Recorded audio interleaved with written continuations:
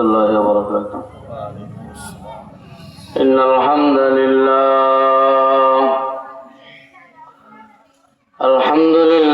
نحمده ونستعينه ونستغفره ونؤمن به ونتوكل عليه ونعوذ بالله من شرور أنفسنا ومن سيئات أعمالنا من يهده الله فلا مضل له ومن يضلل فلا هادي له ونشهد أن لا إله إلا الله وحده لا شريك له ونشهد أن سيدنا وسندنا وحبيبنا ومولانا محمدا عبده ورسوله الذي أرسله الله تعالى بالحق بشيرا ونذيرا وداعيا إلى الله بإذنه وسراجا منيرا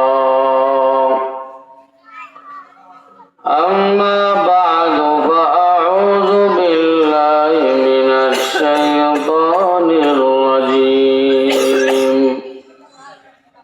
بسم الله الرحمن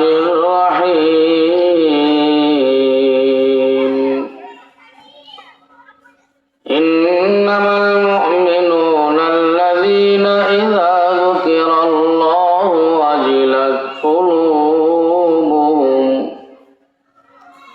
وإذا تليت عليهم آياته زادتهم إيمانا وعلى ربهم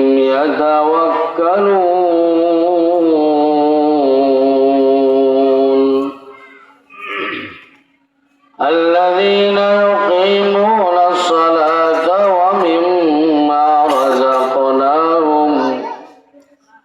ومما رزقناهم ينفقون وقال رسول الله صلى الله عليه وسلم من ذاق طعمه من الإيمان من رضي بالله ربا وبالإسلام دينا وبمحمد صلى الله عليه وسلم نبيا ورسولا أو كما قال النبي عليه الصلاة والسلام وقال تعالى في شأن حبيبه ومحبوبه ومعشوقه مخبرا وآمرا إن الله وملائكته يصلون على النبي يا أيها الذين آمنوا صلوا عليه وسلموا تسليما اللهم صل على محمد وعلى آل محمد كما صليت على إبراهيم وعلى آل إبراهيم إنك حميد مجيد اللهم بارك على محمد وعلى آل محمد كما باركت على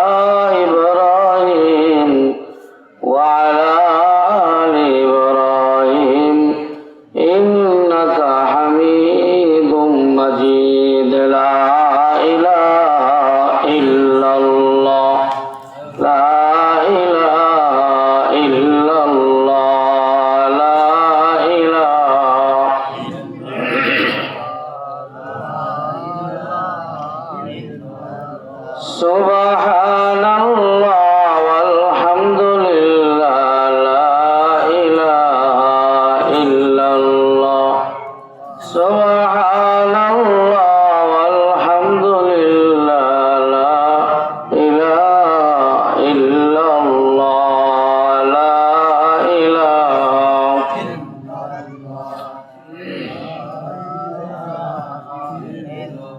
লা ইলাহা ইল্লাল্লাহ মুহাম্মাদুর রাসূলুল্লাহ সুবহানাকা লা ইলমা লানা ইল্লা মা 'আল্লামতানা ইন্নাকা আনতাল আলিমুল হাকীম রাব্বি ইশরাহ লি সাদরি ওয়া yassir li amri wahlul 'uqdatam min lisani yafqahu qawli कौनैन का मुख्तार खुदा तुमको बनाया कौनैन का मुख्तार खुदा तुमको बनाया उम्मत का निगहबान खुदा तुमको बनाया उम्मत का निगहबान खुदा तुमको बनाया या रब मेरे आँखों में समा जाए मदीना या रब मेरे आँखों में समा जाए मदीना मुद्दत से मेरा दिल में तमन्ना है मदीना मुद्दत से मेरा दिल में तमन्ना है मदीना तलवार पकड़ो के निकल मैदान आसीर तलवार पकड़ो के निकल मैदान आसीर दुश्मन के मुकाबिल तो लगा नाराए तकबीर दुश्मन के मुकाबिल तो लगा नाराए तकबीर আলহামদুলিল্লাহ মাই চাইল্ড সাইদাতুন নিসা মহিলা মাদ্রাসার এলাকাবাসীর উদ্যোগে আয়োজিত চতুর্থ বার্ষিক ওয়াজ মাহফিল আজ 22 ডিসেম্বর 2025 উপস্থিত মহোদয় মাহফিলের মোহতারাম সম্মানিত সভাপতি মুআজ্জাজ মুকাররম ওয়াজিবুল ইহতিরাম হযরত উলামা ইকরাম दीगर काबिल एहतराम मुरब्बियान आवाम पर्दार आड़ारे अवस्थानरत श्रद्धा सम्मानित मा ओ बोनेरा दयामय आल्लाह पाक रब्बुल आलामीनेर दरबारे लाखो कोटी शुक्रिया जे महान मालिक आमादेरके आजकेर এই সময় পর্যন্ত হায়াতকে দারাজ করে সুস্থ অবস্থায় সুস্থ শরীরে জান্নাতের বাগান ওলামা ইকরামের মজলিস গুনাহ মাফের এই মজলিসে একত্রিত হয়ে আসার বসার তৌফিক দান করলেন। দীর্ঘ সময় পর্যন্ত কোরআন ও সুন্নাহর আলোকে দুই একটা কথা বলাও শুনবার জন্য তৌফিক দান করলেন। সেই জন্য সকলের সমস্যারে কায়মানে বাক্যে আল্লাহ তাআলাকে রাজি এবং খুশি করার জন্য গলাটা ছেড়ে দিয়ে একবার কালিমাতে শুকর আদায় করে আলহামদুলিল্লাহ। দেখেন হায়াত এটা আল্লাহর পক্ষ থেকে একটা বড় নিয়ামত। হায়াতের ভিতরে সুস্থতা তার চেয়ে আরো বেশি বড় নিয়ামত। হায়াত আছে সুস্থ নাই ওই বান্দা দুনিয়াও ভোগ করতে পারে না আখিরাতেরও কাজ করতে পারে না। কথা বলেন ঠিক কিনা? আপনি দুনিয়াতে বাঁচা আছেন, আপনার হাজার কোটি টাকা আছে, ব্যবসা আছে, বাণিজ্য আছে, গাড়ি বাড়ি সব আছে, কিন্তু আপনি অসুস্থ। অসুস্থ থাকলে মানুষের মুখে খাবার ভালো লাগে? কথা বলেন। স্বাভাবিক একটা অসুখ হলো জ্বর, ঠান্ডা, জ্বর যদি একটু দীর্ঘায়ু হয় তাহলে মুখ টুক সব কি হয়ে যায়, তিতা হয়ে যায়। তখন যা খায় সবই কি লাগে, তিতা লাগে। আসলে কি খাবারটা কি তিতা? এই খাবারটাই 3 দিন পূর্বে খাইছে, খুব মজা করে খাইছে, 1 প্লেট 2 প্লেট খাইছে। ওই ব্যক্তি মাত্র 3 দিনের মাথায় অসুস্থতার কারণে তার মুখ নষ্ট হয়ে গেছে। বিদায় এখন সে পরিপূর্ণভাবে আগের মতো খাইতে পারবে? শরীর অসুস্থ, বাড়ির ভিতরে 2, 4, 5, 10 রকমের আইটেমের রান্না হয়েছে, শরীর বেশি বাইরে গেছে, ঝাল খাইতে পারবে না, গোস্ত খাইতে পারবে না, এই খাইতে পারবে না, সেই খাইতে না, তাহলে কথা বইলা দিচ্ছে ডাক্তারে। বাড়ির ভিতরে 10 রকমের রান্না হইলেও সে খায় সাদা যাও, এরকম আছে না? কেন? বলে তার শরীরটা কি নাই, স্বাভাবিক নাই, অসুস্থ। অসুস্থ যখন মানুষ হয়, দুনিয়ার নাজ নিয়ামত ভোগ করা থেকেও সে মাহরুম হয়ে যায়। বাড়ির সবাই বেড়াইতে যাইতেছে, বান্দা ঘরে পড়া, প্যারালাইসিসের রোগী বিছনার সাথে পড়ে গেছে, অথবা হাসপাতালে আছে। অনেক মানুষ আছে যারা শেষ বয়সে 1 বছর, 2 বছর, 5 বছর, 10 বছর পর্যন্ত ঘরে পড়ে ভোগে, এরকম আছে না? সে তো হায়াত পাইছে, কিন্তু হায়াতের ভিতরে আল্লাহ তাআলা সুস্থতার নিয়ামতটাকে উঠাই নিয়েছেন। উঠাই নেওয়ার কারণে তার বাড়ির সবাই আনন্দ ফুর্তি আমোদ টামদ সব করে, কিন্তু ওই বান্দার মনের ভিতরে কোনো আমোদ আছে? আমোদ সব হারাই গেছে। কেন? শরীর অসুস্থ। শরীর যদি অসুস্থ হয়, দুনিয়ার নাজ নিয়ামত ভোগ করা যায় না। দ্বিতীয়ত, আখিরাতের কাজ করতে হইলেও শরীর সুস্থ লাগবে। আপনি নামাজ পড়বেন, রোজা রাখবেন, হজ করবেন, যাকাত দিবেন, দান সদকা করবেন, কিছু ইবাদত আছে যেগুলো শারীরিক ইবাদত। নামাজ এটা শারীরিক ইবাদত, রোজা এটা শারীরিক ইবাদত, হজ এটা শারীরিক ইবাদত, আবার মালি ইবাদত। তো হজ যারা ধনী আছে জীবনে একবার হয়। 5 ওয়াক্ত নামাজ এটা আমাদের উপর ফরজে আইন, আল্লাহর বিধান। কেউ যদি ঘরে পড়া থাকে, সেই বান্দা চাইলে মসজিদ এসে নামাজ পড়তে পারবে? পারবে না। আপনার শরীর সুস্থ আছে, আল্লাহ আপনার পায়ের শক্তি বলবৎ রাখছেন, চালু রাখছেন। আপনি হাইটা 2 মিনিট, 4 মিনিট, 5 মিনিটের রাস্তা হাইটা আপনি অতিক্রম করে মসজিদ এসে নামাজ পড়তে পারেন। আপনার বয়সের অনেক মানুষ আপনি সমাজের ভিতরে, দেশের ভিতরে, গ্রামের ভিতরে খুঁজতে পাবেন, তারা হায়াতে আছে, মনে চাইতেছে মসজিদ এসে নামাজটা পড়তে, কিন্তু পায়ে সেই পরিস্থিতি না থাকার কারণে চাইলেও মসজিদ এসে নামাজ পড়তে পারছে। এরকম আরো অনেক উদাহরণ দেওয়া যাবে। কারণ আমাদের যে দেহ, এটা আমাদের কথা মতো আমাদের কোনো অঙ্গ প্রত্যঙ্গ চলে? আমার হাতে আমার কথা অনুযায়ী চলে? কখনোই না। যদি শরীরের অঙ্গ প্রত্যঙ্গ নিজের কথা অনুযায়ী চলতো, তাহলে দুনিয়া থেকে অসুস্থ হইতো না।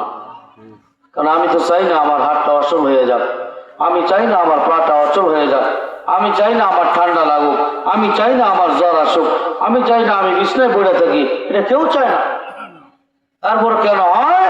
বলে আমার শরীর, আমি যদিও বলি আমার শরীর, আমার হাত, আমার পা, আমার মাথা, আমার চোখ, আমার কান, সব যদিও আমার বলি, একটা অঙ্গ আমার কথা অনুযায়ী 1% চলাফেরা করে না। কথা বলেন ঠিক কিনা?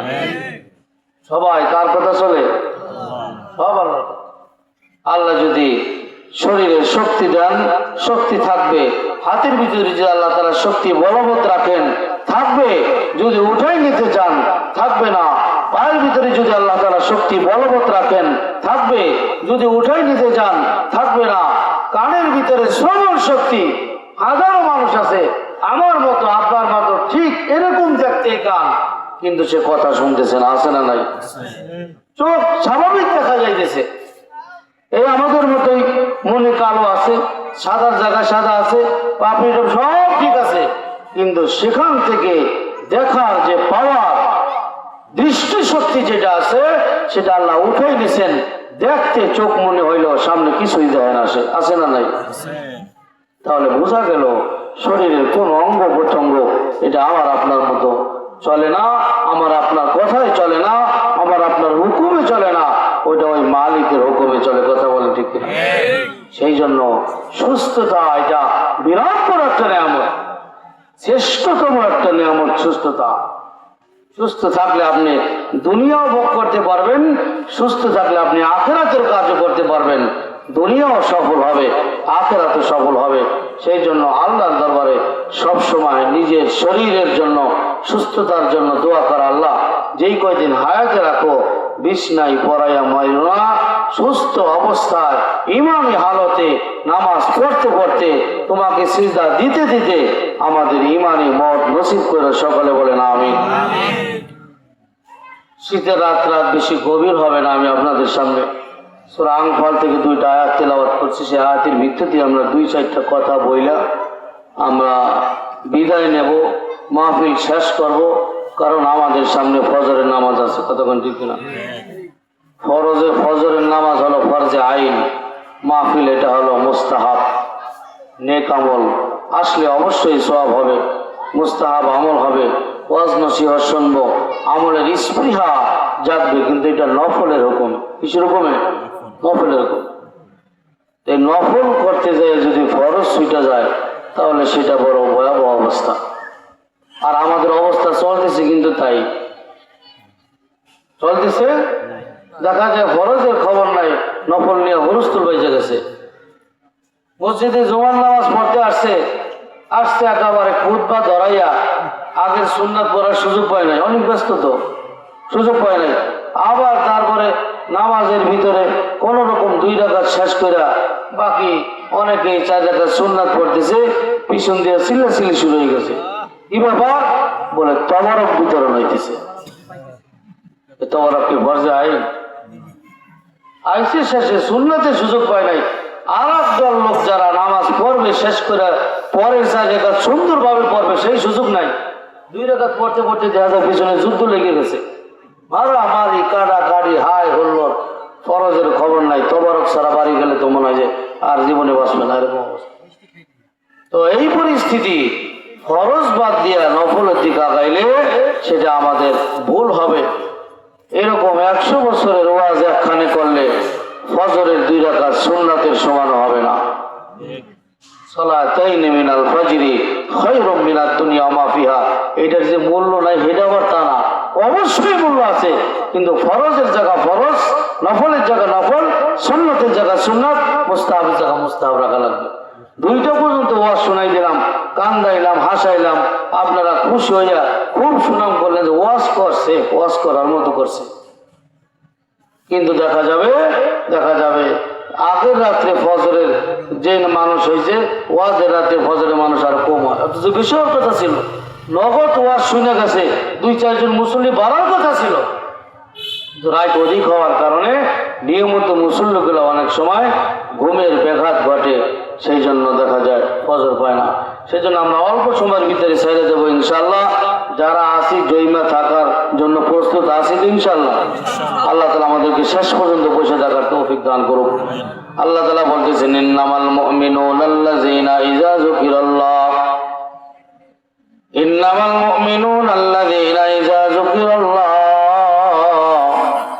ওয়াজিলাত কুলুবুহুম ওয়া ইযা তুলিয়াত আলাইহিম আয়াতুহু যাদাতুহুম ঈমানা ওয়া আলা রাব্বিহিম ইয়াতাওয়াক্কালুন। কোরআনে পাকের ভিতরে আল্লাহ তাআলা বিভিন্ন বিষয় বিভিন্ন জায়গায় আলোচনা করছেন। কোন কোন জায়গায় আল্লাহ তাআলা ঈমানদারের পরিচয় উল্লেখ করছেন, কোন কোন জায়গায় আল্লাহ তাআলা মুত্তাকির গুণের কথা উল্লেখ করছেন, কোন জায়গায় আল্লাহ তাআলা মুনাফিকদের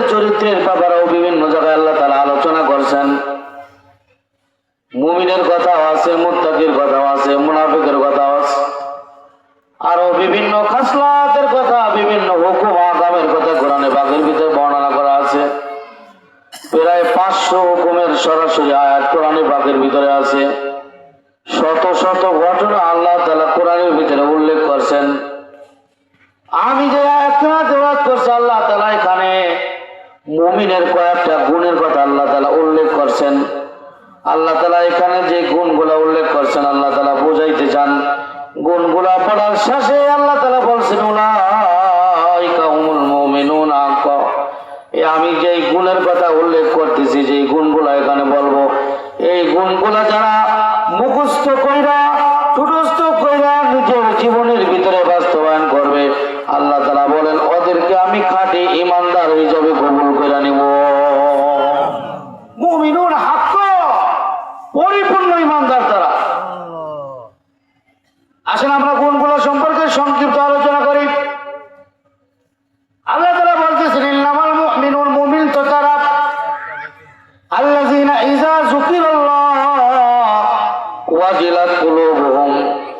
আল্লাহ তাআলা বলেন যারা মুমিন আছে, যাদের অন্তরে ঈমান আছে, যারা আমি আল্লাহ মানে, রাসূল মানে, কিয়ামত মানে, হাসর নাসর মানে, আমানতু বিল্লাহি ওয়া মালাইকাতিহি ওয়া কুতুবিহি ওয়া রাসূলিহি ওয়াল ইয়াউমিল আখির ওয়াল কদরি খাইরিহি ওয়া শাররিহি মিনাল্লাহি তাআলা ওয়াল বাসি বাদাল মাউত, যে সকল বিষয়ের উপরে বিশ্বাস স্থাপন করা লাগে ইমানে মুফাসসালের ভিতরে সেখানে বিস্তারিত বলা আছে।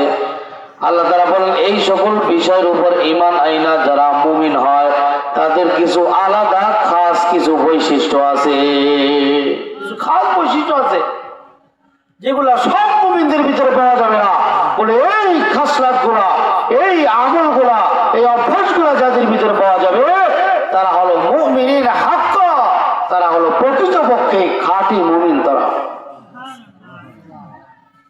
তো আল্লাহ তাআলা গুণ উল্লেখ করতে যা বলেন ইযা যুকিরাল্লাহু ওয়াজিলাত কুলুবুহুম, এই যারা আমি আল্লাহ মানে, রাসূল মানে, কিয়ামত মানে, হাসর নাসর মানে, যারা আমি আল্লাহর উপর পরিপূর্ণ আস্থা এবং বিশ্বাস করে, এই সকল মুমিনদের সামনে যখন আমি আল্লাহর আলোচনা করা হয়, আমি আল্লাহর বরত্ব নিয়ে আলোচনা করা হয়, আমি আল্লাহর বড় বড় নাজ নিয়ামত নিয়ে আলোচনা করা হয়, ওয়াজিলাত কুলুবুহুম, তাদের অন্তরটা কাঁইপা ওঠে। এই আল্লাহ তাআলার বরত্ব নিয়ে আলোচনা করা হলে তাহলে ভিতরে একটা ভীতি সঞ্চার হয়, আল্লাহর ব্যাপারে একটা মহাব্বত তৈরি হয়, একটা আলাদা ভয় তৈরি হয়, যেটা মহাব্বতের ভয়। এ বাবা জান, ভয়ের আবার প্রকার আছে। কিছু ভয় আছে যেটা আসলে ভয় পায়, হিংস্রতার কারণে ভয়। আবার কিছু ভয় আছে যেগুলা সম্মানের কারণে, মহাব্বতের কারণে ভয় হয়। হিংস্র প্রাণী যেগুলো আছে, কুকুর, শিয়াল, বাঘ, ভাল্লুক যেগুলো আছে, এইগুলা দেখলে মানুষ হিংস্রতার কারণে ভয় পায়। তাদের থেকে আক্রমণ হওয়ার আশঙ্কায়, তাদের থেকে বাঁচার কারণে মানুষ ভয় পায় কি পায় না? এটা হলো হিংস্রতার ভয়। আর একটা আছে মহাব্বতের ভয়, মানুষ আলেমদেরকে ভয় করে, এটা মহাব্বতের ভয়। মা বাপকে মানুষ ভয় করে, এটা মহাব্বতের ভয়। মানুষ শিক্ষককে, ওস্তাদকে দেখলে ভয় করে, এটা মহাব্বতের ভয়। ওস্তাদ তারে মাইরে ফেলাবে না, কাইটে ফেলাবে না, মা বাপ ছেলে সন্তানকে মাইরে ফেলাবে না, কাইটে ফেলাবে না বলে তারপরও ভিতরে একটা ভয় থাকে মা বাবার ব্যাপারে, সেটা হলো আজমত এবং মহাব্বতের ভয়। কথা বলেন ঠিক কিনা? আল্লাহ তাআলা যে ভয়ের কথা এখানে বলছেন এটা হিংস্রতার ভয় না, এটা হলো মহাব্বতের ভয়। আল্লাহ তাআলা বলেন ওয়াল্লাযীনা আমানু আশাদ্দু হুব্বাল লিল্লাহ। আল্লাহ বলেন যারা আমি আল্লাহর উপর ঈমান আনছে, ওই সমস্ত ঈমানদার আমি আল্লাহকে সবচাইতে বেশি ভালোবাসে। তবে এই ভয়টা এটা ভালোবাসার ভয়। রেওয়াজপথকে মানুষ ভয় করে যে আমি তাকে মহাব্বত করি, সে আমাকে পরিপূর্ণ মহাব্বত করে কিনা। মা বাপকে ভালোবাসে, মা বাপ আমাকে লালন পালন করে, আমার দিকে খেয়াল রাখে, আমার ভয় থাকে মা বাপ না জানি আমার উপর অসন্তুষ্ট হয়, এই ভয় আমার অন্তরে থাকে, এটা মহাব্বতের ভয়, এটা হিংস্রতার ভয় না। শিক্ষক দেখলে ছাত্র ভয় পাবে, ভয় পাইতেই হবে তাকে, ভয় না পাইলে সে পরিপূর্ণভাবে শিক্ষককে মানতে পারবে না। কিন্তু শিক্ষকের ব্যাপারে ছাত্রের যে ভয়, এটা হিংস্রতার ভয় না, এটা মহাব্বতের ভয়, এটা আজমতের ভয়। কথা বলেন ঠিক কিনা?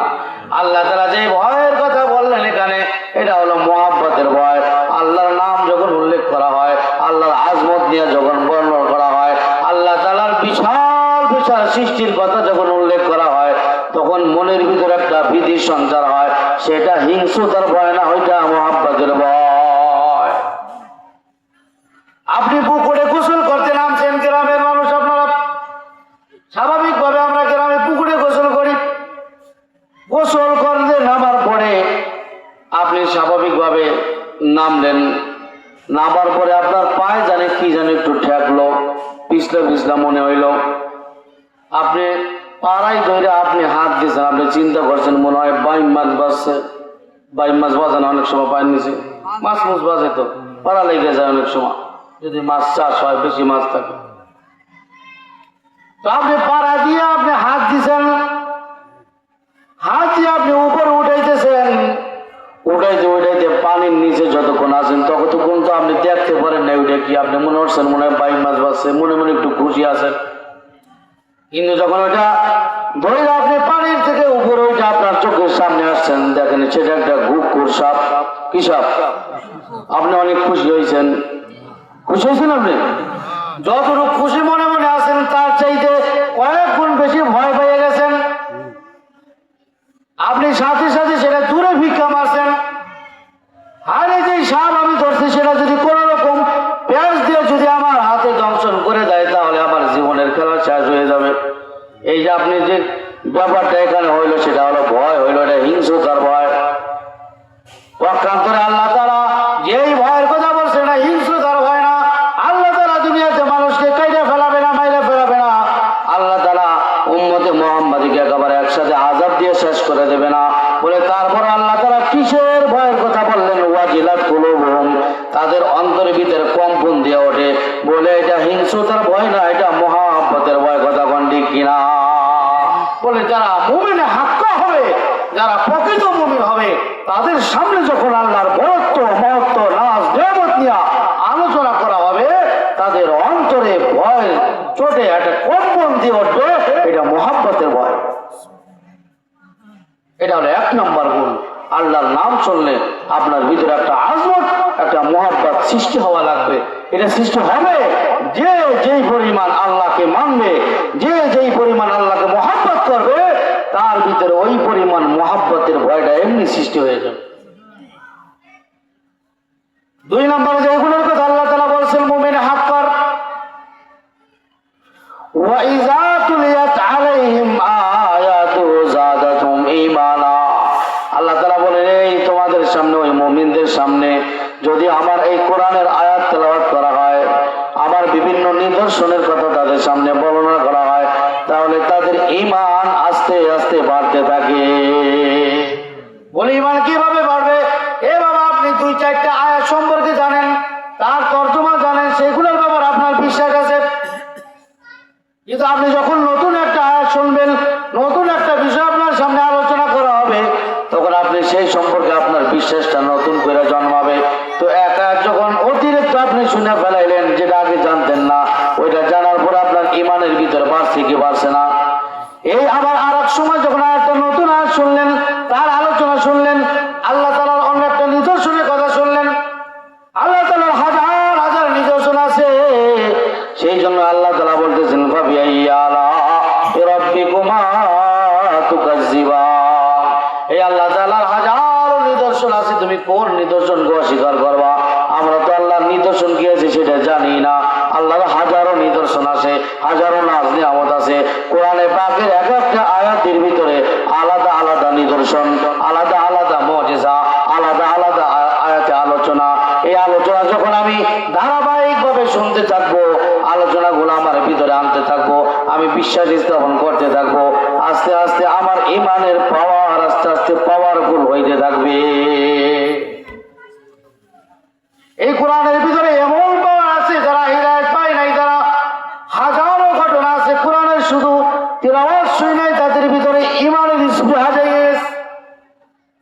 সংক্ষেপে একটা ঘটনা আমি আপনাদের সামনে উল্লেখ করলে আপনারা সহজেই বুঝতে পারবেন আল্লাহর কোরআনের আয়াত শুনে কিভাবে মানুষ ইমানদার হয়। ইসলামের দ্বিতীয় খলিফা, খলিফাতুল মুসলিমিন হযরত ওমর ফারুক রাদিয়াল্লাহু তাআলা আনহু, হয়তো অনেকে ঘটনা শুনে থাকবেন, তার ইসলাম গ্রহণের একটা সুন্দর ঘটনা আছে, সুন্দর মাধ্যম আছে। তিনি স্বাভাবিক প্রক্রিয়ায় ইসলাম গ্রহণ করেন। একটা নির্দিষ্ট ঘটনা ঘটার পরে তিনি ইসলামের দিকে ধাবিত হয়েছেন। মক্কায় যখন নবী সাল্লাল্লাহু আলাইহি ওয়াসাল্লাম দাওয়াত দেওয়া শুরু করলেন, দাওয়াত দেওয়ার পর আপনার যারা মুশরিক কাফের ছিল তারা নবী সাল্লাল্লাহু আলাইহি ওয়াসাল্লামের বিরুদ্ধে লেগে গেল। যারা 40 বছর পর্যন্ত আল আমিন সাদিক বলে ডাকছে, যারা বন্ধু বলে ডাকছে, চাচা বলে ডাকছে, ভাতিজা বলে ডাকছে, ভাই বলে ডাকছে, ওই লোকগুলাই 40 বছর বয়স পরে যখন নবী সাল্লাল্লাহু আলাইহি ওয়াসাল্লামের উপর কারে কোরআন নাজিল হইল, যখন নবী সাল্লাল্লাহু আলাইহি ওয়াসাল্লাম মূর্তি পূজার কথা বাদ দিতে বললেন, এক আল্লাহর ওয়াহদানিয়তের সম্পর্কে যখন আলোচনা করলেন, এক আল্লাহর ইবাদতের কথা যখন বলা শুরু করলেন, তখন ওই সমস্ত আপন আত্মীয় স্বজন তারা নবীজিকে পাগল উম্মাত বলা শুরু করে দিল। বলেন নাউজুবিল্লাহ। এরাই 40 বছর পর্যন্ত আদরে আল্লাহতে আলামিন সাদিক চাচা ভাইতে বলতে কইছে, কারণ এতদিন তাদের স্বার্থের বিরুদ্ধে কোনো কথা যায় নাই। কিন্তু 40 বছর পরে যখন নবী সাল্লাল্লাহু আলাইহি ওয়াসাল্লাম এই কোরআন উপর নাজিল হইল নবী সাল্লাল্লাহু আলাইহি ওয়াসাল্লামের উপরে, তো কোরআনের আয়াত যখন নবী সাল্লাল্লাহু আলাইহি ওয়াসাল্লাম তাদের উপরে শুনাইতেছেন, মূর্তির পূজা বাদ দেওয়ার কথা বললেন, এক আল্লাহর ইবাদতের কথা যখন বললেন, তখনই ওই আপন মানুষগুলা তারা শত্রুতে পরিণত হয়ে গেল। শুধু শত্রুতে পরিণত হয়ে একান্ত হয় নাই, দারুল নাদওয়া একটা মিটিং ঘরের ভিতরে তারা মিটিং রাখছে। মুহাম্মদ তো মানুষদেরকে মুসলমান বানিয়ে তার দলের ভিতরে ফিরাই নিতেছে, এখন তো আমাদের মাতুব্বাড়ি সর্দারগিরি সব বন্ধ হয়ে যাইতেছে, আস্তে আস্তে মানুষ মুসলমান হয়ে যাইতেছে। এখন কি করা যায়? তারে তো নিবৃত করা লাগবে, তারে থামানো লাগবে, নাহলে সব মানুষ যদি মুসলমান হয়ে যায় আর আমরা যদি কাফের মুশরিক যাই, তাহলে আমাদের কাছে কেউ হাদিয়া নিয়ে আসবে না, কেউ টোপলা বাইন্দা বিভিন্ন জিনিস নিয়ে আসবে না, আমাদের মাতুব্বাড়ি সরকারি থাকবে না। সেই জন্য তোমরা পরামর্শ দাও কিভাবে মুহাম্মদকে থামানো যায়। নাউজুবিল্লাহ। 3টা পরামর্শ যেখানে হয়েছে। 1 নম্বর পরামর্শ, তারে ধরে জেলে ভরে দাও, জেলে ভরে দিলে তাহলে আর দিনের দাওয়াত দিতে পারবে না। এই আলোচনা যখন হইল, এই প্রস্তাব যখন দেওয়া হইল, কয়েকজন নেতা বললো না না জেলে দিলে ঝামেলা আছে। বলে কি ঝামেলা? ওই জেলে যখন দেওয়া, জেলে আরো অনেক মানুষ থাকবে তার সংস্রবে থাইকা সেই কথা বলে, সেই কথা সে যে কথাগুলা বলে তার কথার ভিতরে অনেক জাদু আছে। জাদু থাকার কারণে, তার কথার ভিতরে যুক্তি থাকার কারণে তার কথাগুলা মানুষ শুনা তখন জেলের ভিতরে মানুষ সব মুসলমান বানায় সেখানে বিদ্রোহ কইরা জেল ভাইয়া তারপরে আমাদের উপর আক্রমণ করবে। জেলে রাখা যাবে না, ওইটা বাদ হয়ে গেছে। 2 নম্বর প্রস্তাব তুলে, তুমি জেলে না পাঠাও তাহলে দেশান্তর করে দাও, অন্য দেশে পাঠাই দাও, বিদেশ পাঠাই দাও, যাতে এখানে ইসলামের কথা না বলতে পারে। তখন নেতারা বলতেছে না না, বিদেশ যদি পাঠানো হয় তখন তো আমরা সেখানে থাকবো না, সেখানে যে মানুষ থাকবে তাদেরকে দাওয়াত দিয়ে সেখানের লোকজনকে সব মুসলমান বানাইয়া আমাদের মক্কা মদিনার উপরে আক্রমণ করে তারা আবার বিজয় লাভ করতে পারবে, সেটাও করা যাবে না। তাহলে বলে দেশেও বিদেশেও পাঠানো যাবে না, জেলেও করা যাবে না, তাহলে কি করব? তখন শেষ পরামর্শ হইল তাকে একেবারে দুনিয়া থেকেই বিদায় করে দাও। নাউজুবিল্লাহ। এই আপন লোকগুলা, চাচা ভাতিজা যে সকল ভাই বিরাদার যারা ছিল, এখন তাদের মাঝখানে নবী সাল্লাল্লাহু আলাইহি ওয়াসাল্লামকে হত্যার পরিকল্পনা চলতেছে। দুনিয়া থেকে যদি একবারে মুছে ফেলান যায়, বিদায় করে দেওয়া যায়, হত্যা করে ফেলানো হয়, তাহলে আর কোনো ঝামেলা থাকবে না। জেলের মানুষও মুসলমান হবে না, অন্য দেশের মানুষও মুসলমান হবে না, আমাদের এখানের মানুষও আর ইসলাম ধর্ম গ্রহণ করবে না, ইসলাম আস্তে আস্তে মিটে যাবে। তো এখন নবীজিকে কে হত্যা করবে? মুহাম্মাদের কল্যাণটা কে আনবে? ঘোষণা হয়ে গেল যে মুহাম্মাদের কল্যাণ আমাদের এখানে নিয়ে আসতে পারবে। ওই জমানার একটা বড় নিয়ামত ছিল, সেটা হলো লাল উটনি। লাল উটনি সেই জমানার একটা বড় দামি সম্পদ ছিল, এক একটা উটনির কয়েক লক্ষ টাকা দাম। সেই জমানায় ঘোষণা হইল যে মুহাম্মাদের কল্যাণ আমাদের এখানে আইনা জমা দিতে পারবে, তাকে 100 লাল উটনি পুরস্কার দেওয়া হবে। সেই জমানার কয়েক কোটি টাকার সম্পদ। কিন্তু সম্পদ হইলে কি হবে? সাহস তো লাগবে, অনেকে সাহসই পাইতেছে না যে মুহাম্মদ যেটা কয় সে যদি বাস্তবে সত্য হয়ে থাকে, তাহলে তো সে যার কথা বলে, আল্লাহর কথা বলে, সেখান থেকে আমার উপর গজব করবে। মনে মনে অনেকে ভয় পাইতেছে, কেউ সাহস করতে পারতেছে না। প্রতিমধ্যে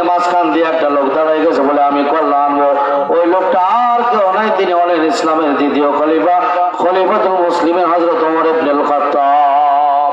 পুরা দেহ ভরা কইজা, হয় না কয়ার শরীরে সে কইজা বড়, পুরা দেহ ভরা কইজা। নবী সাল্লাল্লাহু আলাইহি ওয়াসাল্লাম হাদিসে পাকের ভিতরে পরবর্তীতে বলছেন যে তুমি যে রাস্তা দিয়ে যাও, ভয় শয়তান ওই রাস্তা দিয়ে যায় না। কি পরিমাণ শক্তি সে তার ভিতরে আল্লাহ তাআলা দিয়েছে, পুরা দেহ ভরা কইজা, সাহসের কোনো কমতি নাই। ওমর ফারুক রাদিয়াল্লাহু তাআলা ইসলামের পূর্বেও ইসলামের পরেও তিনি যেখানে দাঁড়াইছেন সেখানে দাঁড়ায় কোনো মায়ের বাপের বেটা কথা বলার সাহস পায় না। সামনে দাঁড়ানো প্রত্যেক গ্রামে 2-4 গ্রামের ভিতরে কিছু মানুষ এরকম থাকে, দেখবেন যে মানুষ তাকে মানে, তার প্রভাব প্রতিপত্তি আত্মমর্যাদা সবচেয়ে এরকম থাকে যে তার উপরে কেউ কি করতে পারে না, কথা বলতে পারে না। তার ভিতরে শক্তি ছিল, প্রচুর শক্তি, রাগ ছিল, প্রচুর রাগ। যেখানে যাবে যেটা ফায়সালা করার ওইটা করেই ছাড়বে, ওইটা না করে দেওয়ার ভাত খাওয়া নাই। এই কথা যখন ওমর ফারুক বলছে তারা খুশি হয়ে গেছে, না এইটা পারবে, আরে দিয়ে সম্ভব। আমার ঘোষণা দেওয়ার পরে বলতেছে তোমরা উঠনি সাজাইতে থাকো, গুছাইতে থাকো, আমি কল্যাণ নিয়ে আসতেছি। দৌড় শুরু করছি, নগদ মসজিদ থেকে বাইর হইয়া খোলা তরবারি নিয়ে রওনা করছে। যাইয়া সাথে সাথে কোপ দিয়ে গল্লাটা বাইর করে মুহাম্মাদের কল্যাণ নিয়ে আসবে। ওমর ফারুক রাদিয়াল্লাহু তাআলা দৌড়াইতেছে, খুব জোর বেগে দৌড়াইতেছে। প্রতিমধ্যে হযরত নুআইম রাদিয়াল্লাহু তাআলা ওর সাথে সাক্ষাৎ হয়ে যায়। নুআইম রাদিয়াল্লাহু তাআলা থামাইছে, কি ব্যাপার? ওমর খোলা তরবারি নিয়ে কোথায় যাইতেছে? ভাবতে বেশি ভালো মনে হইতেছে না, হয়তো কোনো ঝামেলা করবে। আর এখন খোলা তরবারি মুসলিম ছাড়া অন্য কারো উপর ব্যবহার করবে না। তিনি বুঝতে পারলেন, তিনি থামাইলেন, রে ভাই ওমর তুমি কোথায় যাইতেছো? থামো, বলে যাও আমার কাছে। বলে না না সময় নেই, তারা আছে, ফায়সালা করতে যাইতেছে। বলে কি ফায়সালা? বলে মুহাম্মদ আমাদের ভিতরে বিশৃঙ্খলা সৃষ্টি করে ফেলাইছে, ধর্মের ভিতরে ভাগ করে ফেলাইছে। বাপ দাদার ধর্ম তুই অন্যের কথা বলে, এক আল্লাহর কথা বলে। 360 মূর্তির পূজা করি, তারাই সমাধান দেওয়া পারে না, এক আল্লাহ আবার কিভাবে সমাধান দেবে? নাউজুবিল্লাহ। মানে তারা ওই যে মাটির মূর্তির মতো আল্লাহর ওই মূর্তি ধরছে। তখন বলে তাহলে তুমি কি করবা? বলে মুহাম্মাদের কল্যাণ নিয়ে আসবো। নগদে যে কও কি? বলে হ্যাঁ। এখন রায় রাদিয়াল্লাহু তাআলা চিন্তা করলেন, এখন তো তার গতি থামার লাগবে। যদি এই পরিস্থিতি সে যায়, সেখানে যাওয়ার পর একটা অঘটন ঘটাই ফেলাবে। তখন তার এই গতি ঘোরানোর জন্য মুহাম্মদ সাল্লাল্লাহু আলাইহি ওয়াসাল্লাম থেকে তার মুখ ঘোরানোর জন্য অন্যদিকে মুখ দেওয়ার জন্য বলতেছে, এ ভাই ওমর তুমি তো যাইতেছো মুহাম্মাদের ফায়সালা করবা, তার কল্যাণে বা। সে যে ইসলামের কথা বলে, সে ইসলাম তোমার ঘরের ভিতরে ঢুকে গেছে, তোমার কোনো খবর আসেনি। তুমি যে ইসলাম মিটাইতে চাইতেছো, এ তোমার ঘরের ভিতরে ঢুকছে। মিয়া ঘরের খবর নেই, তুমি যাইতেছো ফায়সালা করবা।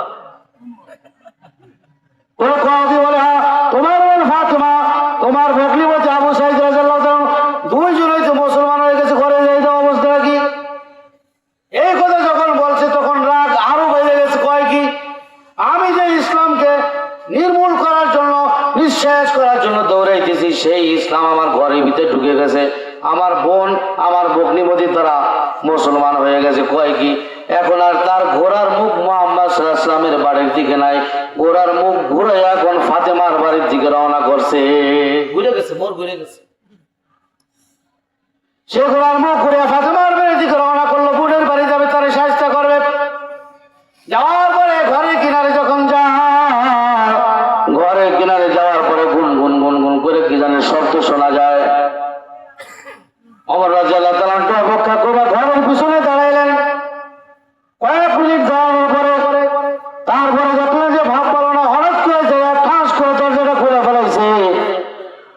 বোন ফাতেমা এবং ভগ্নিপতি হযরত আবু সাঈদ রাদিয়াল্লাহু তাআলা আনহু, তারা দুইজনে কোরআন শরীফ পড়তেছিলেন।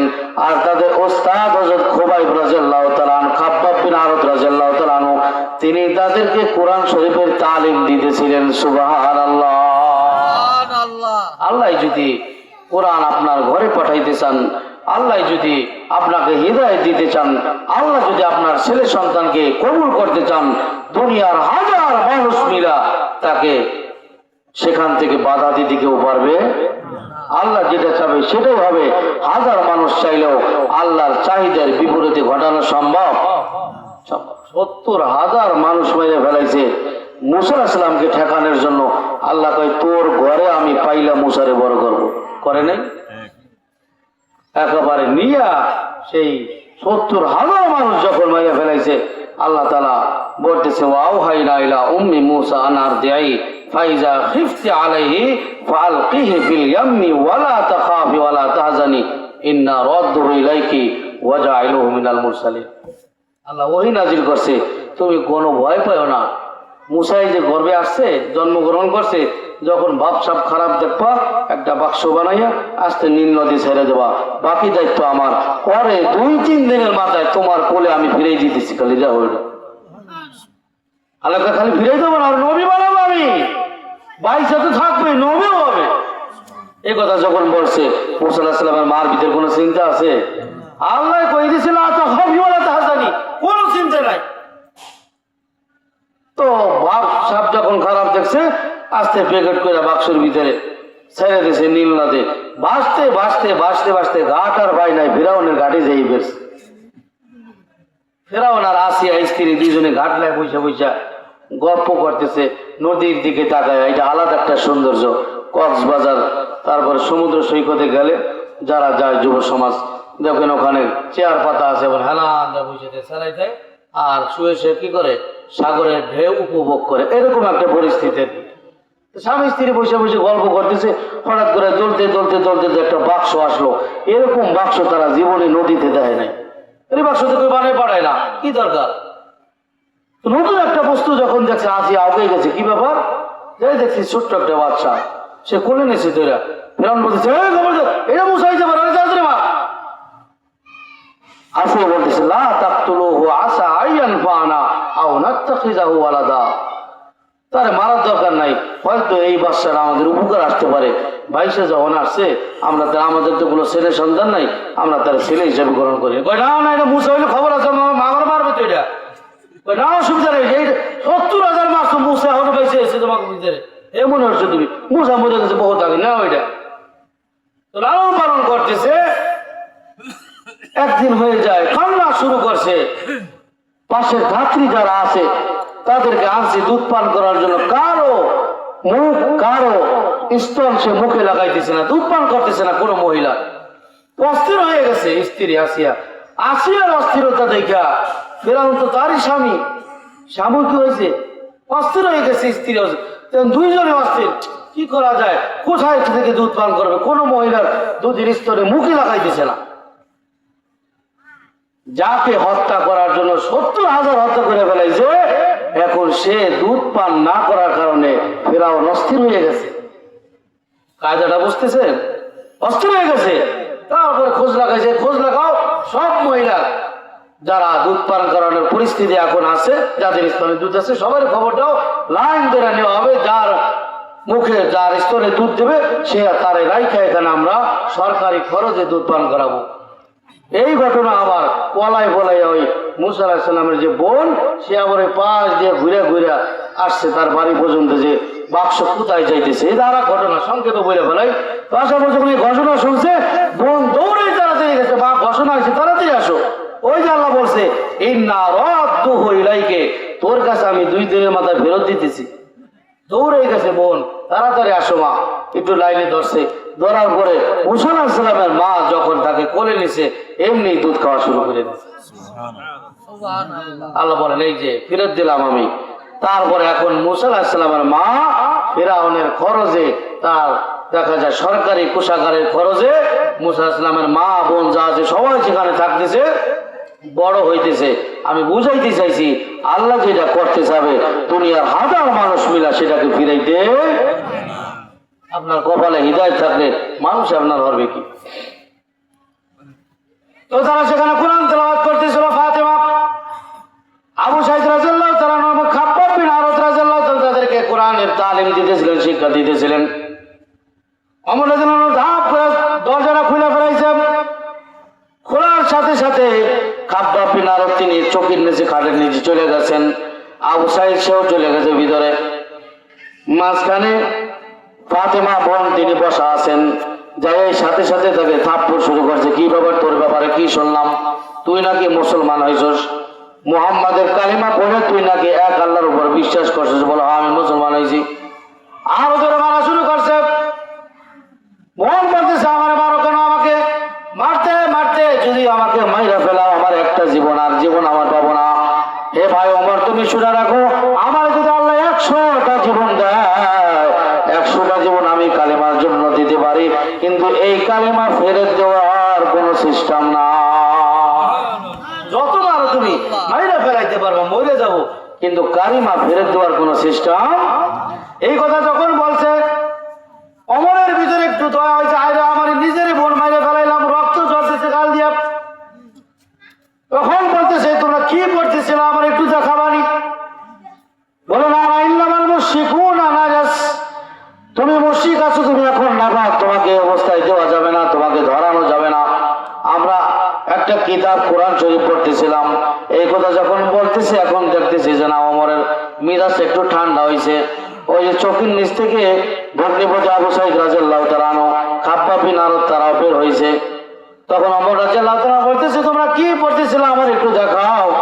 আমি এখানে আসার পূর্বে ঘরের পিছন থেকে আমি তোমাদের গুনগুন করে যে আওয়াজটা শুনছি, আমার জীবনে এত সুন্দর আওয়াজ আর জীবনে শুনি না।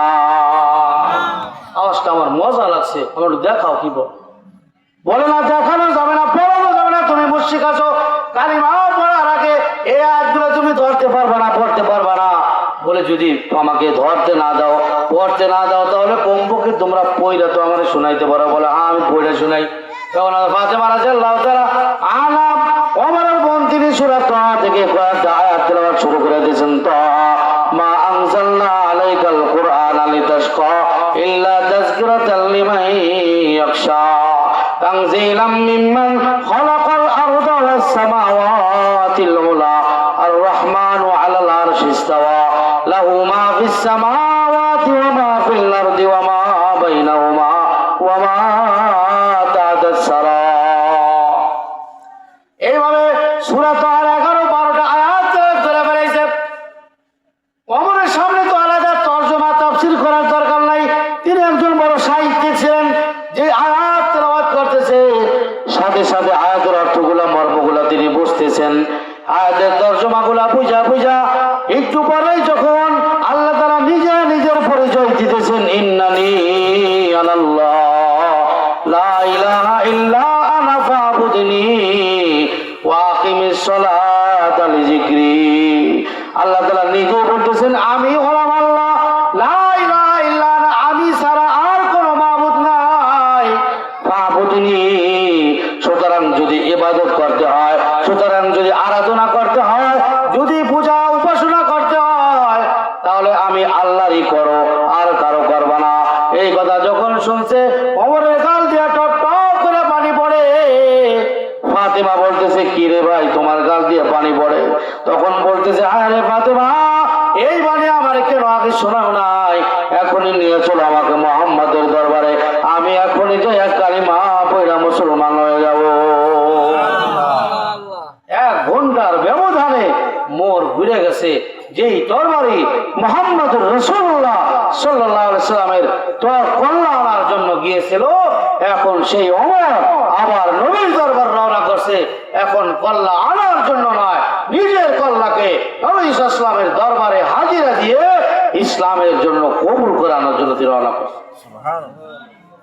সংক্ষেপে শেষ করে দিয়ে তিনি রওনা করলেন, মুহাম্মদ সাল্লাল্লাহু আলাইহি সাল্লামের দরবারে গেলেন। দরজা দেওয়া আছে, দরজা দেওয়া, টক টক করে আওয়াজ করলেন। ভিতর থেকে ছোট ফাঁকা দিয়ে দেখতেছেন হযরত হামজা রাদিয়াল্লাহু তাআলা আনহু, নবী সাল্লাল্লাহু আলাইহি সাল্লামের চাচা। তিনি দেখলেন যে ওমর আছে, সাথে তরবারি খোলা আছে। তিনি দেখলেন যখন তরবারি খোলা অবস্থায় ওমর আসছে, নবী সাল্লাল্লাহু আলাইহি সাল্লামকে বলতেছেন ইয়া রাসূলুল্লাহ, ইয়া হাবিবাল্লাহ, দরজা খোলা যাবে না। ওমর আসছে নাঙ্গা তরবারি নিয়া, তরবারি খোলা তরবারি নিয়ে আসছে, কোনো ঝামেলা হয়েছে মনে হয়। নবী সাল্লাল্লাহু আলাইহি সাল্লাম বলেন হে হামজা, ঝামেলা হয় নাই, তুমি ওমরের ভিতরে আসতে যাও। আমি মাত্র 2 দিন আগে আমি ওমরের জন্য দোয়া করছি, আবু জাহেলের জন্য দোয়া করছি, আল্লাহুম্মা আইজাল ইসলাম বি ওমরাইন, আল্লাহ রে 2 ওমরের যে কোনো একজনের মাধ্যমে ইসলামকে শক্তিশালী করো। একজন হলো ওমর ইবনে খাত্তাব, আর একজন হলো আবু জাহেল যে ছিল হিশাম ইবনে হিকাম। জায়গায় 2 জনের ব্যাপারে আমি দোয়া করছি, আল্লাহ তাআলা হয়তো আমার দোয়া কবুল করছে। বলছেন আসতে দাও। ওমর রাদিয়াল্লাহু তাআলা ভিতরে আসলেন। আসার পরে নবী সাল্লাল্লাহু আলাইহি ওয়াসাল্লাম জামার কলার ধরে টান দিয়েছেন, কোনা ধরে টান দিয়েছেন, কি ব্যাপার ওমর, কি জন্য আসছো, কোনো কথা আছে কিনা? এইভাবে যখন টান দিয়েছেন ওমরের ভিতরে থর থর থর থর করে কাঁপা শুরু হয়ে গেছে, তরবারি হাত থেকে পড়ে গেছে। ঘটনা বলতেছে, ইয়া রাসূলুল্লাহ, ইয়া হাবিবাল্লাহ, এই খোলা তরবারি নিয়ে আমি 1 ঘন্টা আগে আপনার কল্যাণের জন্য আমি রওনা করছিলাম, মাঝখানে এই ঘটনা ঘটছে। এখন আমি মুসলমান হতে চাই, আমাকে কালিমা পড়াইয়া এখনই আপনি ইসলামের ভিতরে প্রবেশ করাই দেন। ইজা তুলিয়াত আলাইহিম আয়াতুহু যাদাতুহুম ঈমানা, যারা ঈমানদার তাদের ভিতরে, তাদের কাছে যখন আল্লাহর আয়াত তেলাওয়াত করা হবে তাদের ঈমান বৃদ্ধি পাবে। বলতে পারেন এখনো তো ওমর মুসলমানই হয় নাই, তার ঈমান বৃদ্ধি পাইল কিভাবে?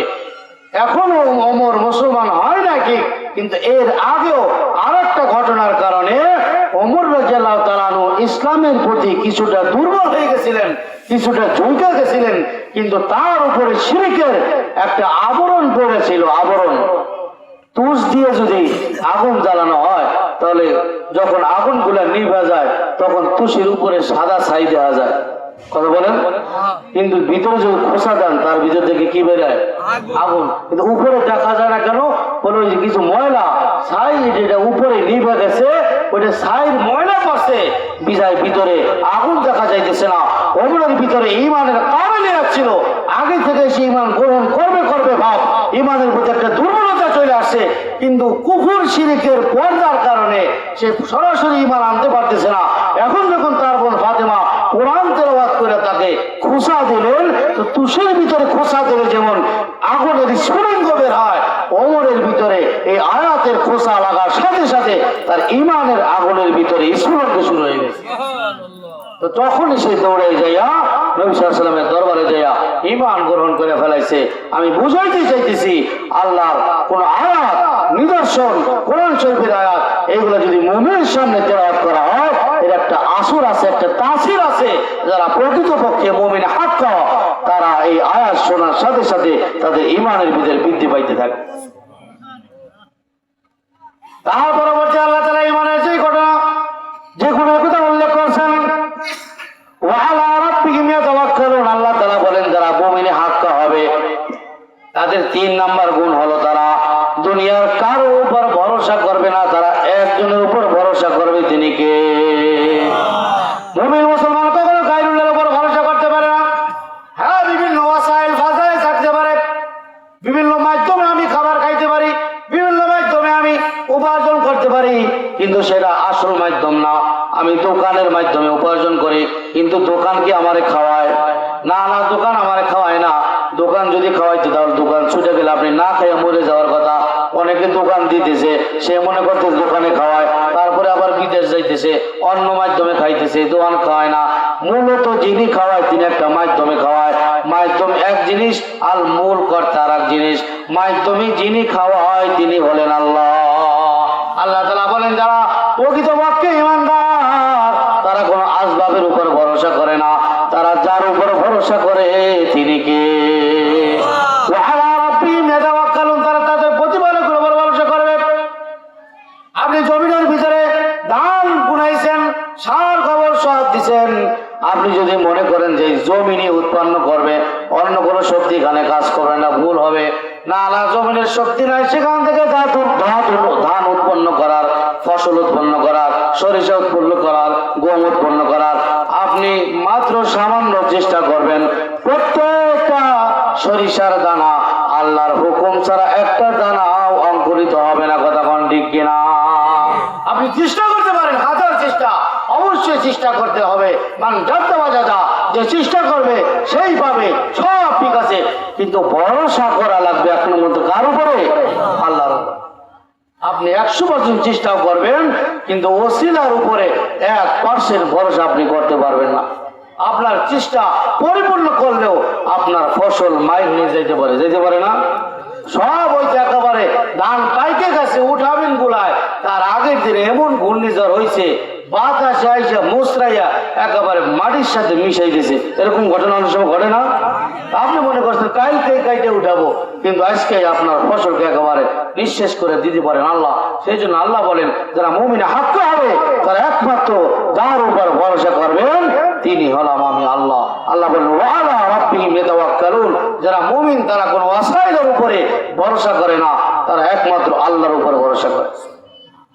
4 নম্বর যে গুণ যেটা বলছে আল্লাযীনা ইয়াকিমুনাস সালাহ, 4 নম্বর গুণ হলো যারা মুমিন হক্কায়, যারা নামাজ কায়েম করে, নামাজের মুস্তাহাব সুন্নাত ওয়াজিব ফরজিয়াত সহকারে নিজে নামাজ পড়ে, পরিবার পরিজনকে নামাজের নির্দেশ দেয়, এটা হলো নামাজ কায়েম করা।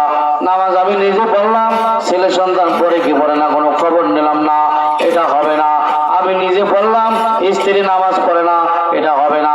আল্লাহ বলেন তুমি নামাজ নিজে পড়বা, তোমার আহাল পরিবার যারা আছে ও আনফুসাকুম ওয়া আহলিকুম নারা, নিজেও আগুন থেকে বাঁচা লাগবে, পরিবার পরিজনে যারা আছে তাদেরকেও আগুন থেকে বাঁচানোর দরকার আছে না নাই? আপনার ছেলেকে যদি আপনি নামাজের কথা না বলেন, আপনার স্ত্রীকে যদি আপনি নামাজের কথা না বলেন, এরাই কিয়ামতের ময়দানে আপনার বিরুদ্ধে মামলা দায়ের করে দেবে। তারা কিয়ামতের ময়দানে বলবে আরিনাল্লাযাইনি আদাল্লানা মিনাল জিন্নি ওয়াল ইনসি নাজআলহুমা তাহতা আকদামিনা লিয়াকুনা মিনাল আসফালিন। আপনার ছেলে আপনার বিরুদ্ধে দাঁড়াই যাবে, বলবে আল্লাহ রে আমি নামাজ পড়তাম, আমার বাবা জীবনে নামাজের কথা বলে নাই, বলে না আমি পড়বো কিভাবে?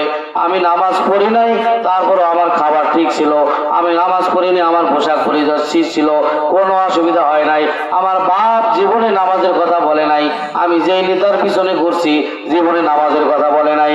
সুতরাং আমাদের সামনে আইনা যাও যদি জাহান্নামে যাইতে হয়, তাহলে তাদের গলার উপরে পাড়া দিয়া তারপরে আমরা জাহান্নামে যাব।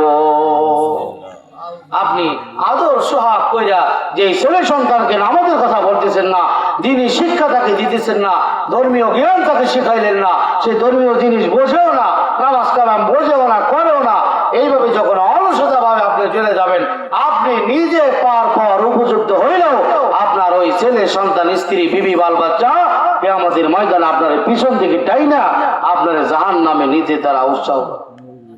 এই জন্য শুধু নিচে বাঁচলে হবে না, আল্লাহ বলছেন আহলিকুম, তোমার পরিবারের অন্তর্ভুক্ত স্ত্রী ছেলে মেয়ে বাল বাচ্চা যারা আছে তাদেরকে নিয়ে তারপর তুমি নামাজ পড়ো, তাদেরকে নিয়ে রোজা রাখো। রোজার সময় হইলে নিজে রোজা রাখবা, বালেগা ছেলে মেয়ে যারা আছে ডাইকা উঠাইয়া খাবার খাওয়াইয়া তোমার সাধ্য অনুযায়ী তাদেরকে রোজা রাখার চেষ্টা করাবা। এখন আমরা উল্টা রোজা রাখলে চেহারাটা ভাঙ্গে যাবে না, তারপরে মুখটা গদে চলে যাবে না, এত বড় দিন না খায় পোলাপানে খাওয়া পারে, বয়স হচ্ছে 25 বছরে আমি পোলাপানে হয়েছে, মা বাপের কাছ তো ছেলে সন্ধ্যা সারা জীবনই পোলাপান। এখন যদি আপনি এই 25 বছরে আপনি আল্লাহর হুকুমের ক্ষেত্রেও পোলাপান ধরেন তাহলে তার কাম হবে না। আপনার কাছে পোলাপান থাকতে পারে, সেটা ইসলামের সাবালক হয়ে গেছে 14, 15, 16 বছর বয়সে, তখন থেকে তার উপর নামাজ পড়ছে আইন। আল্লাহ রসুল বলছেন মুরু আওলাদাকুম বিসসালাহ ওয়া হুম আবনাউ সাব'i সিনিন, 7 বছর বয়স হয়েছে, এখন তারে নামাজের নির্দেশ দাও, নির্দেশ দিয়া সাথে করে নিয়ে যাও মসজিদে, নামাজ শিখাও, এভাবে পড়তে হয়, মক্তবে পাঠাই দেন, সূরা কালাম শিখে আসো, এটা দিয়ে নামাজ পড়বা। এইভাবে 7 থেকে নিয়ে 10 বছর পর্যন্ত তোমার সাথে নিয়ে ট্রেনিং দেওয়াও। 10 বছর বয়সেও যখন সে নামাজ পড়তেছে না, ওয়াহুম ওয়াজরিবুহুম আলাইহা ওয়াহুম আবনাউ 10 সিনিন, নবী বলেন 10 বছর বয়সে এখন লাঠি ধরো, লাঠি ধরে ছোট ছোট পিড়ন দাও। কেন নামাজ পড়বা না? নামাজ না পড়লে আমার ঘরে বাপ, আপনি বন্ধ হরেন যায় নামাজ পড়ার বাপে পড়বে নামাজ, আপনার চেষ্টা করা লাগবে তো, আপনি তো জীবনে কোনই নাই। তারপরে যখন বয়স হয়েছে, বিয়ে হচ্ছে, তারপরে আপনি যার কাছে বিয়ে দিচ্ছেন আপনার বিয়ে সাহেব, সে আবার হাজি সাহেব নামাজ কালাম পড়ে, বলো কি ব্যাপার বিয়ে সাহেব, জামাই তো নামাজ পড়ে না। এখন ওই যে বিয়ার করে 30-35 বছর বয়সে, তখন আপনার বাবা নামাজটা করে কোরবানি কইয়া যায়, আর খবর নাই, ঘুমাই রয়েছে। এখন কি আর সোজা হয়? যখন গাছ একেবারে ছোট থাকে, 2-1 মাস বয়স থাকে, চিকন থাকে, তখন যদি সেটাকে সোজা করা হয় সেটা সোজা হবে। আর একটা গাছ যদি 20-30 বছর বেহা হয়ে ওঠে, ওইটারে কাশি দিয়ে টেনে সোজা করা যায়? সেই জন্য সময় মতো সোজা করা লাগবে। আল্লাযীনা ইউকিমুনাস সালাহ, নামাজ কায়েম করা, নিজে সঠিক মতো নামাজ পড়া, পরিবার পরিজন যারা আছে তাদের নিয়ে নামাজ পড়ার দরকার আছে না নাই? হ্যাঁ, বলে এটা খালি আল্লাহর হুকুমই পালন করবো। আপনি নামাজ পড়েন, 5 জায়গার নামাজ যেই পরিবারের ভিতরে চালু আছে সেই পরিবারের উপর আল্লাহর খাস রহমত আছে। আপনি খোঁজ নিয়ে দেখেন, যে পরিবার সব সদস্য নামাজি, এই পরিবারে আলাদা একটা বরকতি আছে। দেখেন সেখানে ঝগড়া ফাসাদ কম হয়, মারামারি কম হয়, গালিগালাজ কম হয়, স্বামী স্ত্রীর ভিতরে মিল মহব্বত থাকে, ছেলে সন্তান বাপ মার সাথে মহব্বত থাকে। আপনি খোঁজ নিয়ে দেখেন, ওটা দিনদার ফ্যামিলি। যারা 5 জায়গার নামাজে যত্নিষ্ঠ হয় পুরো পরিবার নিয়ে, ওইটা একটা মডেল ফ্যামিলি, দিনদার ফ্যামিলি। ওই ফ্যামিলির ভিতরে আল্লাহ তাআলা আলাদা একটা খাস রহমত বরকত নাজিল করেন। আর যদি এইভাবে আল্লাহর হুকুমগুলা পালন না হয়, তখন দেখা যায় এক একজন এক এক দিকে, যদি পশ্চিম দিকে যাবার হয় পোলা পূব দিকে দৌড় দেয়। সেই জন্য প্রত্যেকের ছেলে সন্তানকে নামাজি বানানোর দরকার আছে না নাই? এটা হলো 5 নাম্বার। তারপর আল্লাহ তাআলা বলতেছেন, ওয়া মিম্মা রাযাকনাহুম ইউনফিকুন। যারা মুমিন আত্মা হইতে চায়, তাদের সর্বশেষ যে গুণের কথা আল্লাহ তাআলা বলেন সেটা হলো, আমি যে সকল মুমিনদেরকে আমি ধন সম্পদ দান করছি, তারা আমি আল্লাহর জন্য আল্লাহর রাস্তায় ব্যয় করে। এটা হলো পরবর্তী একেবারে লাস্ট গুণের কথা বলছেন। এই ধন সম্পদ যেগুলো আছে, টাকা পয়সা বাড়ি গাড়ি যেগুলো আছে, এগুলো সব আল্লাহর দেওয়া কথা বলেন, ঠিক কিনা? এগুলো আমাদের নিজের হাতের কামাই না। বলে কই, আমি তো নিজেই চাষ করলাম, সেগুলো পিছে টাকা হইলো না। না, আপনি যে চাষ করতেন এই শক্তি ক্ষমতা এটা আল্লাহ তাআলা দিয়েছে।